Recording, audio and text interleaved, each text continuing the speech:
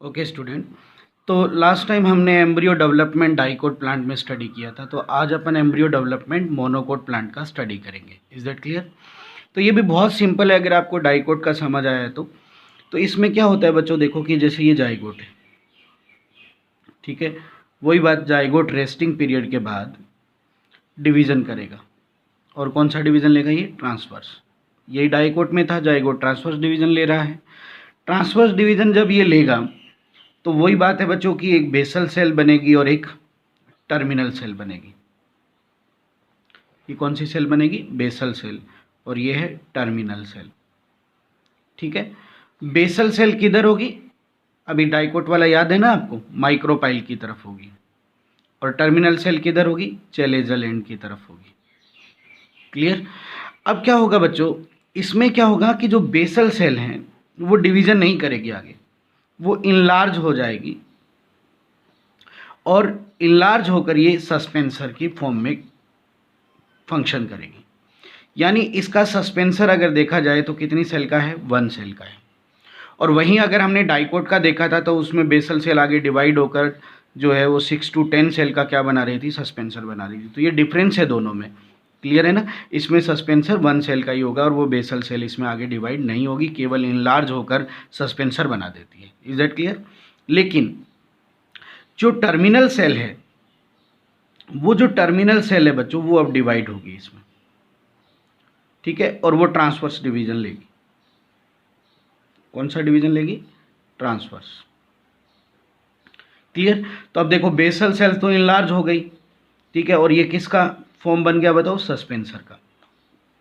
और जब ये टर्मिनल सेल ट्रांसवर्स डिवीजन लेगी तो फिर इसमें यो सेल बन जाएगी बेटा, इस तरह से। ठीक है, अब ये वाली जो सेल है इसको कोटिलिडीन सेल बोलेंगे। ठीक है, और ये एम्ब्रियोनिक सेल हो जाएगी, एम्ब्रियोनिक एक्सिस सेल बोलते हैं इसे। क्लियर बच्चों? अब जो इसमें कोटिलिडीन सेल है, ये वाले, ये कोटिलिडीन बनाएगी। ठीक है, और कोटिलिडीन कितना बनेगा? 1, क्योंकि ये मोनोकोट है। और डाइकोट में कोटिलिडीन कितने बन रहे थे? 2 बन रहे थे। ठीक है, ग्रासेस फैमिली के अंदर अगर हम बात करें तो ग्रासेस के अंदर इस कोटिलिडीन को स्क्यूटेलम बोलते हैं। क्या बोलते हैं? स्क्यूटेलम। ठीक है ना, कोटिलिडीन का ही नाम है स्क्यूटेलम, जो थोड़ा एक्स्ट्रा ग्रोथ में रहता है। ग्रासेस में एक और चीज़ है, ग्रासेस में आपको कई बार सेकंड कोटिलिडीन भी मिलेगा। वो मिलेगा नहीं, वो रिड्यूस्ड फॉर्म में मिलेगा सेकंड कोटिलिडीन, जिसको एपीब्लास्ट बोलते हैं। ये दोनों टर्म बहुत अच्छी है। ग्रासेस फैमिली के कोटिलिडीन को स्क्यूटेलम कहते हैं और ग्रासेस में आपको सेकंड कोटिलिडीन रिड्यूस्ड फॉर्म में मिलेगा, जिसको एपीब्लास्ट कहते हैं। ये क्वेश्चन इंपॉर्टेंट क्वेश्चन है, ध्यान रखिएगा। Is that clear? अब बच्चों जो एम्ब्रियोनिक एक्सिस सेल हैं वो आगे डिवीजन करके एम्ब्रियो का फॉर्मेशन करेगी। क्लियर? एम्ब्रियोनिक स्ट्रक्चर बनाएगी। ठीक है, अब इसमें एम्ब्रियोनिक स्ट्रक्चर क्या बनेगी? देखो, इसमें एम्ब्रियोनिक स्ट्रक्चर में वही चीज़, ठीक है, एक तरफ क्या बन जाएगा? प्लूम्यूल, और एक तरफ बनेगा रेडिकल और रूट कैप। ठीक है, और इधर प्लूम्यूल के साथ एपिकोटाइल, प्लूम्यूल के ऊपर होता है ना। अब देखो बच्चों कि इसमें एक्स्ट्रा चीज़ क्या होती है, ये आपने डाइकोट में भी पढ़ा था, लेकिन अब इसमें प्लूम्यूल और एपिकोटाइल को प्रोटेक्ट करने के लिए प्रोटेक्टिव स्ट्रक्चर भी होती है, जिसको कोलियोप्टाइल बोलते हैं। ठीक है, और रेडिकल और रूट कैप को प्रोटेक्ट करने के लिए इसमें कोलियोराइजा होता है, जो आपने डाइकोट में नहीं पढ़ा था। क्लियर हुआ एकदम अच्छे से? तो मोनोकोट की क्या क्वालिटी हुई कि मोनोकोट के सीड में जब एम्ब्रियो डेवलप होता है तो उसमें कोलियोप्टाइल और कोलियोराइजा स्ट्रक्चर बनती है। कोलियोराइजा किसको कवर करता है? रेडिकल और रूट कैप को। ठीक है, और प्लूम्यूल और एपिकोटाइल को कौन कवर करता है? कोलियोप्टाइल। क्लियर हुआ एकदम अच्छे से? और कोटिलिडीन कितना बनेगा इसमें? 1। ठीक है, ग्रासेस में इसको क्या बोलते हैं? स्क्यूटेलम। और सेकंड रिड्यूस्ड कोटिलिडीन को क्या बोलते हैं? एपीब्लास्ट। तो ये बहुत ही ईजी था ना ये मोनोकोट का। जाइगोट ने डिवीजन किया, बेसल सेल और टर्मिनल सेल बनाई। बेसल सेल आगे सस्पेंसर में कन्वर्ट होगी बिना डिवीजन के, और टर्मिनल सेल ने फिर एक डिवीजन किया और 2 सेल बना दिए, कोटिलिडीन सेल जिसने कोटिलिडीन बना दिया, और एम्ब्रियोनिक सेल ने आगे एम्ब्रियो की स्ट्रक्चर बना दी। क्लियर हुआ। और मोनोकोट का जो एम्ब्रियो डेवलपमेंट है वो स्टडी हुआ था ल्यूजुला प्लांट में। कौन से प्लांट में? ल्यूजुला और सेजिटेरिया प्लांट में, ये ध्यान रखिएगा आप। क्लियर। तो ल्यूजुला और सेजिटेरिया प्लांट में ये जो है वो स्टडी हुआ था। Is that clear? तो ईजी है ना ये। तो इस तरह बच्चों हमने एंडोस्पर्म का डेवलपमेंट भी स्टडी कर लिया, एम्ब्रियो का डेवलपमेंट भी स्टडी कर लिया। ठीक है। अब जो है, अब इसमें हम नेक्स्ट जो आपको बताते हैं कि एक थोड़ा ये डायग्राम देख लो आप। एनसीईआरटी में जो ये डायग्राम है, देखो ये मोनोकोट का एम्ब्रियो है ना, ये देखो ये स्क्यूटेलम।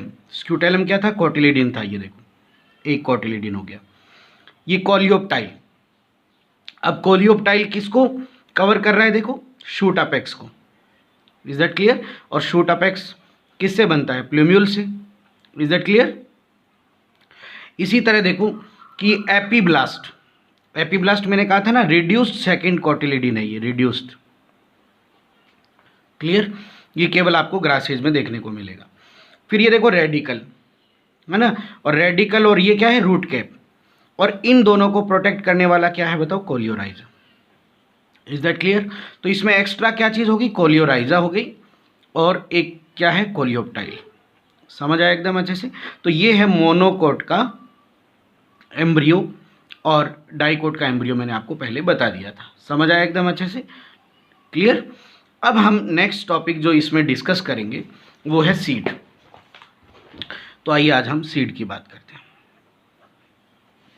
ठीक है। अब बच्चों सीड जो है, आपको ने ये पहले स्टडी किया था कि ओव्यूल कन्वर्ट होता है सीड में, यानी सीड का फॉर्मेशन किससे होता है? ओव्यूल से होता है। क्लियर? अब ओव्यूल की स्ट्रक्चर क्या क्या है वो देखो, आप लिखते चलो। ओव्यूल में क्या था? फनिकल, फिलामेंट लाइक स्ट्रक्चर थी। फिर क्या था बच्चों? इसमें आउटर इंटेग्यूमेंट था ना, और क्या था? Inner integument. क्लियर? इसके बाद हमने इसमें पढ़ा था न्यूसेलस। क्लियर? न्यूसेलस के बाद और क्या चीज हमने पढ़ी थी? एंटीपोडल सेल, एम्ब्रियो से, है ना, और सेंट्रल सेल। ठीक है। इसके अलावा क्या था बच्चों? Egg cell. ठीक है। Synergid cell. ठीक है। और एक पोर लाइक स्ट्रक्चर यानी माइक्रोपाइल रीजन की तरफ माइक्रोपाइलर पोर था। क्लियर? ये किसके पार्ट थे? ओव्यूल के। अब जब ये सीड में कन्वर्ट होगा तो ये सारे पार्ट देखो क्या होगा कि फनिकल अब सीड का फिलामेंट बना देगा जिसको सीड स्टाक बोलेंगे। क्लियर हुआ एकदम अच्छे से? आउटर इंटेग्यूमेंट सीड का आउटर कोट बना देगा जिसको टेस्टा बोलते हैं। इनर इंटेग्यूमेंट सीड का इनर कोट बना देगा जिसको टेगमेन बोलते हैं। न्यूसेलस, मैंने कहा था न्यूसेलस यूज हो जाएगा, अगर वो बचा रहा तो हम उसे पेरिस्पर्म बोलेंगे। ठीक है। और ऐसे सीड को पेरिस्पर्मिक सीड कहते हैं, आपको बताया था ना, और जिसका एग्जाम्पल मैंने आपको बताया था अगर आपको याद है तो, black Piper. Is that clear? Black पीपर, सॉरी। एंटीपोडल सेल डैमेज हो जाएगी बच्चों। सेंट्रल सेल एक मेल गैमीट के साथ फ्यूजन करेगी और आपको पता है क्या बना देती है? एंडोस्पर्म, जो न्यूट्रिशन देने का काम करता है। एग सेल भी बच्चों एक मेल गैमीट के साथ फ्यूजन होगी और ये बनाएगी एम्ब्रियो, जाइगोट। जाइगोट से क्या बनेगा? एम्ब्रियो बन जाएगा आगे। क्लियर हुआ? तो एंडोस्पर्म की प्लॉइडी 3n और एम्ब्रियो की प्लॉइडी रहेगी 2n। Is that clear? Synergid cell बच्चों डैमेज हो जाएगी, और माइक्रोपाइल पोर, ये ओव्यूल का पोर है तो ये आगे सीड का पोर बना देगा। तो इस तरह बच्चों ओव्यूल से पूरा सीड का फॉर्मेशन हो जाता है। क्लियर हुआ एकदम अच्छे से? कोई डाउट? अब देखो सीड में क्या क्या चीज़ें हम बेस इंपॉर्टेंट बातें जो है वो सीड की डिस्कस करते हैं। बच्चों सीड जो है वो, ये तो मानना पड़ेगा कि वो क्या है? बेसिस ऑफ एग्रीकल्चर, है ना, एग्रीकल्चर का बेस है, फार्मिंग का बेस है। दूसरा कि सीड जो है उसमें इंफॉर्मेशन होती है बेटा, नेक्स्ट जनरेशन के लिए, यानी अगली जनरेशन का फॉर्मेशन भी कौन करता है बच्चों? सीड करता है। क्लियर? स्टोरेज फूड भी होता है बच्चों इसमें, तो एज ए फूड भी ये यूज होता है। सीड स्पोरोफाइट है, स्पोरोफाइट का मतलब 2N है। Is that clear? समझ आया बच्चों आपको यहां तक बात? सीड का जो डिस्पर्जन है बच्चों वो फ्रूट के थ्रू होता है, क्योंकि सीड किस में होते हैं बच्चों? फ्रूट में होते हैं। क्लियर हुआ एकदम अच्छे से? ये बेसिक बातें समझ आई सीड की। अब एनसीईआरटी में कुछ बातें हैं जिनको हम डिस्कस करेंगे। एनसीईआरटी ने एक टॉपिक लिया है सीड वाइबिलिटी के बारे में। अब सीड वाइबिलिटी क्या चीज होती है वो समझिए। ये क्या होता है बेटा कि सीड में जब तक जर्मिनेशन कैपेसिटी रहती है, जब तक जर्मिनेशन कैपेसिटी का पीरियड उसमें रहता है, तब तक वो सीड वाइबल माना जाता है। और जब सीड में जर्मिनेशन कैपेसिटी खत्म हो जाती है तब समझते हैं कि वो सीड वाइबल नहीं है, यानी वो सीड डेड हो गया है। यानी जब तक एक सीड जर्मिनेशन कर सकता है, जब तक उसका जर्मिनेशन पीरियड है, तब तक वो सीड वाइबल है। क्लियर? अब ये मंथ्स, ईयर्स और भी मैनी ईयर्स तक हो सकती है। क्लियर हुआ? कुछ सीड डॉर्मेंसी में चले जाते हैं और उसके बाद भी वो जर्मिनेशन कर सकते हैं।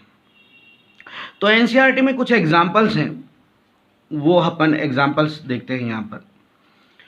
अब उन एग्जाम्पल्स में उन्होंने एक एग्जाम्पल दिया है, देखो ल्यूपाइनस का, ल्यूपाइनस आर्कटिकस। ये जो प्लांट है इसका डिस्कवरी आर्कटिक टुंड्रा में पता चला है इसका, कि ये जो प्लांट है इसके सीड 10,000 ईयर तक डॉर्मेंसी पीरियड में रहते हैं। क्लियर? और इसके बाद भी उनमें जर्मिनेशन कैपेसिटी है, यानी इसका वाइबिलिटी पीरियड अबाउट 10,000 ईयर हुआ। क्लियर? तो मैंने कहा था ना कि मैनी ईयर तक हो सकता है। इसी तरह एक एनसीईआरटी ने एग्जाम्पल लिया है, ये एनसीईआरटी का एग्जाम्पल है इसलिए आपको पूरा अच्छे से इनको ध्यान में रखना होगा ना।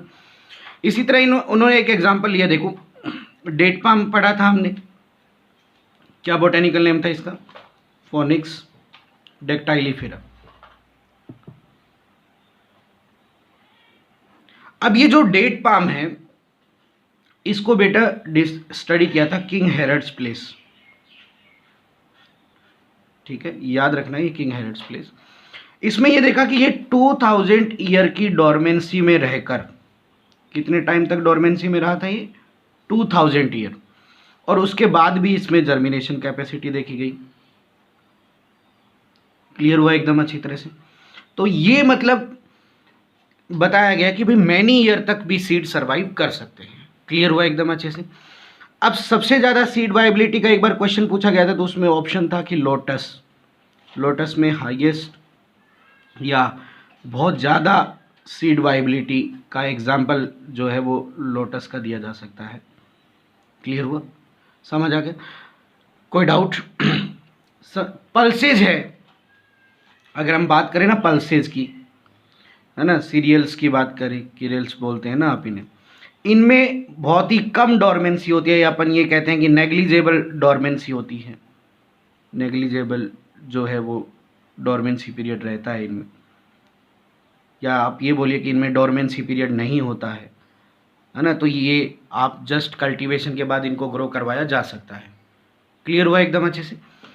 अब देखो बच्चों, इसके बाद एनसीईआरटी ने थोड़ा सीड डॉर्मेंसी का भी जिक्र किया है, तो उसके ऊपर भी अपन बात कर लेते हैं कि सीड डॉर्मेंसी क्या चीज़ है।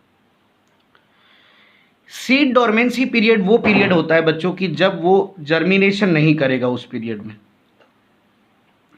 में क्या नहीं करेगा? जर्मिनेशन नहीं करेगा। तो वो पीरियड डॉर्मेंसी पीरियड होता है जब वो जर्मिनेशन नहीं करता। क्लियर हुआ? यानी वो मेटाबॉलिकली लेस एक्टिव है, मेटाबॉलिकली डॉर्मेंट है वो, और अब उसमें जर्मिनेशन की कैपेसिटी नहीं है। तो ऐसा पीरियड जो है वो क्या माना जाएगा? डॉर्मेंसी पीरियड माना जाएगा। Is that clear? समझ आया बच्चों आपको यहाँ तक एकदम अच्छे से बात? अब हम बात करेंगे कि सीड की डोरमेंसी क्या क्या क्या होती है, क्या रीजंस हैं और कैसे डोरमेंसी को ब्रेक किया जा सकता है। तो सीड डोरमेंसी का एक रीजन ये भी हो सकता है बच्चों की hard seed coat, hard impermeable seed coat इसका रीजन हो सकता है। हाँ तो बच्चों, हार्ड या इम्परमिएबल सीड कोट इसका कारण हो सकता है, और इसका एग्जाम्पल आप दे सकते हो लेग्यूमिनेसी फैमिली या लेग्यूम सीड।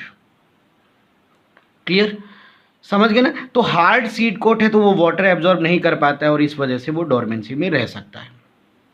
दूसरा रीजन इसका क्या हो सकता है बच्चों, कि सीड तो मैच्योर हो गया लेकिन एम्ब्रियो का डोरमेंसी में रहना, यानी एम्ब्रियो अभी मैच्योर नहीं हुआ है, एम्ब्रियो डोरमेंसी में है, या एम्ब्रियो अभी अनमैच्योर है, इमैच्योर है अभी एम्ब्रियो, तो ये भी कारण हो सकता है। तो इसका जो एग्जाम्पल है वो आप दे सकते हो apple, pear. Is that clear. इसके अलावा क्या कारण हो सकता है बेटा, इसके अलावा कारण हो सकता है ड्राइनेस। देखो बच्चों कि सीड में 10 to 15% वाटर है, तो इस इतना वाटर होने के बाद भी वो ड्राइनेस कंडीशन ही मानी जाएगी। इस कंडीशन में वो जर्मिनेशन नहीं करेगा। क्लियर हुआ एकदम अच्छी तरह से। अब बेटा अगर उसमें अबव 75% मॉइस्चर है, वाटर है, इतना वाटर कंटेंट उसके अंदर है, तभी सीड जर्मिनेट होगा। क्लियर हुआ बेटा एकदम अच्छी तरह से आपको ये बात, है ना। तो सीड जर्मिनेशन के लिए वाटर भी जरूरी है। इसके बाद और क्या रीजन हो सकता है बच्चों, टेम्परेचर का भी रीजन हो सकता है कि अगर लो टेम्परेचर है बहुत ज़्यादा, यानी 0 से 5 डिग्री सेल्सियस है, या बहुत ज़्यादा अबव 45 डिग्री सेल्सियस टेम्परेचर है, इसके अबव है ना, इससे लेस टेम्परेचर है, तो इन दोनों केस में बेटा एंजाइम एक्टिव नहीं रहेंगे, एंजाइम लेस एक्टिव हो जाएंगे, है ना, मेटाबॉलिज्म नहीं होगा, तो फिर यहाँ भी सीड डोरमेंसी रहेगी, यानी सीड जर्मिनेशन नहीं होगा। हार्मोनल इफेक्ट भी हो सकता है। क्लियर, हार्मोनल इफेक्ट जैसे एबीए हार्मोन अगर बन जाता है, एब्सिसिक एसिड आपने 11th में पढ़ा था, तो वो भी डोरमेंसी कॉज करता है ना। O2 डिफिशियंसी, अगर ऑक्सीजन की कमी है तो भी सीड डोरमेंसी रहेगी। क्लियर हुआ एकदम अच्छे से, ठीक है। फूड डिफिशियंसी यानी न्यूट्रिशन की अगर कमी है तो भी सीड डोरमेंसी रहेगी। So there are many reason of dormancy. Is that clear, समझ आया एकदम अच्छे से। तो अब अपन बात करेंगे कि हम डोरमेंसी को ब्रेक कैसे कर सकते हैं। तो उसमें बच्चों दो टर्म है जो कई बार कॉम्पिटिटिव एग्जाम में पूछी जाती है, आप उनको ध्यान रखो। एक आता है स्कैरिफिकेशन। अब ये क्या चीज़ है बच्चों, इसमें क्या होता है कि हम हार्ड सीड कोट को रिमूव करते हैं या हार्ड सीड कोट को डीनेचर करते हैं हम। क्लियर, अब ये हम मैकेनिकल फोर्स से भी कर सकते हैं, एसिड से भी कर सकते हैं। क्लियर, तो हार्ड सीड कोट को ब्रेक करना स्कैरिफिकेशन कहलाता है। तो ऐसा लेग्यूम प्लांट्स के लिए हम कर सकते हैं। एक आता है बेटा स्ट्रैटिफिकेशन।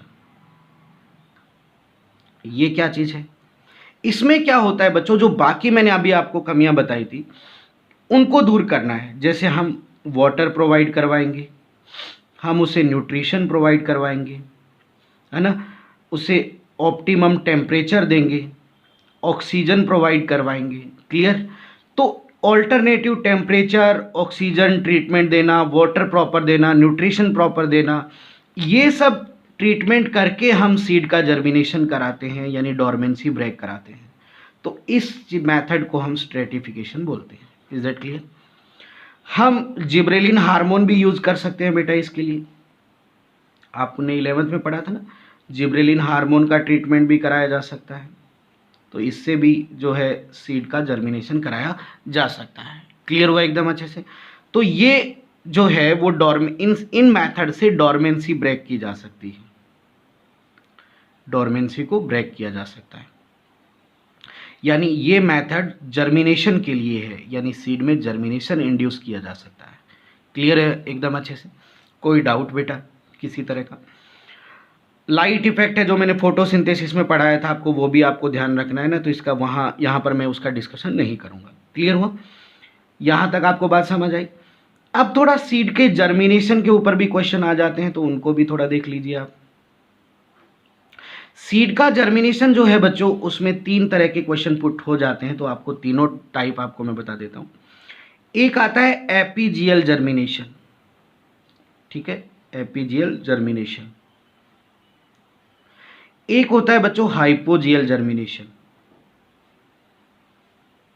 ठीक है, और एक टाइप होता है बच्चों विविपेरी टाइप का जर्मिनेशन। तो कितने टाइप के जर्मिनेशन के क्वेश्चन पूछे जा सकते हैं? 3 टाइप के। अब एपीजियल जर्मिनेशन क्या है, देखो इसमें क्या होता है बच्चों कि हाइपोकॉटिल जो होता है, डाइकोट में पढ़ाया था ना हाइपोकॉटिल, रेडिकल के ऊपर वाला पार्ट है ना, तो हाइपोकॉटिल इसमें एक्स्ट्रा ग्रोथ करता है। तो जब हाइपोकॉटिल नीचे है तो वो एक्स्ट्रा ग्रोथ करेगा, तो वो जब एक्स्ट्रा ग्रोथ करेगा तो कॉटिलिडीन आउटसाइड आ जाएगा, बाहर कॉटिलिडीन आउटर साइड आ जाएगा, यानी पहले बाहर लीफ लाइक स्ट्रक्चर बनेगी। जब सीड जर्मिनेट होगा तो पहले बाहर leaf like, green leaf like structure आएगी, यानी कॉटिलिडीन बाहर आएगा। तो इस तरह के जर्मिनेशन को एपीजियल जर्मिनेशन बोलते हैं। Is that clear? अब सवाल है कि एपीजियल जर्मिनेशन किस में होता है, एग्जाम्पल्स पूछे जाते हैं पेपर में। तो कॉटन है, कैस्टर है, कुकुम्बर है, ठीक है ना, पपाया है, बीन है। सो ये एग्जाम्पल है बच्चों एपीजियल जर्मिनेशन के। हाइपोजियल जर्मिनेशन क्या होता है? हाइपोजियल जर्मिनेशन में क्या होता है बच्चों, एपिकोटाइल ग्रोथ करता है। एपिकोटाइल किसके ऊपर था? प्लूम्यूल के ऊपर है, याद होना चाहिए आपको ये चीज। तो जब एपिकोटाइल ग्रोथ करेगा तो कॉटिलिडीन आउटसाइड नहीं आएगा, यानी कॉटिलिडीन नॉट आउटसाइड, ये आउटसाइड नहीं आएगा, नॉट आउटर साइड। क्लियर? समझ आए? हाइपोकोटाइल की एक्स्ट्रा ग्रोथ नहीं होगी इसमें, किसकी ग्रोथ होगी? एपिकोटाइल की होगी, तो ऊपर वाला पार्ट ही पहले बाहर आएगा इसमें। तो ये हाइपोजियल जर्मिनेशन है। अब इसका एग्जाम, यानी इसमें लीफ लाइक स्ट्रक्चर पहले बाहर नहीं आएगी, कॉटिलिडीन पहले बाहर नहीं आएगा ना। तो इसका एग्जाम्पल अगर आपसे कोई पूछे तो इसका एग्जाम्पल आप दे सकते हैं पी, ग्राम, ग्राउंडनट, ठीक है, वीट, राइस, ये आप इसके एग्जाम्पल दे सकते हैं। क्लियर? अब एक स्पेशल आता है विविपेरी। ये क्या चीज है वो देखो, विविपेरी किस में होता है? पहले तो ये देखो, विविपेरी मैंग्रोव वेजिटेशन में देखने को मिलेगा आपको।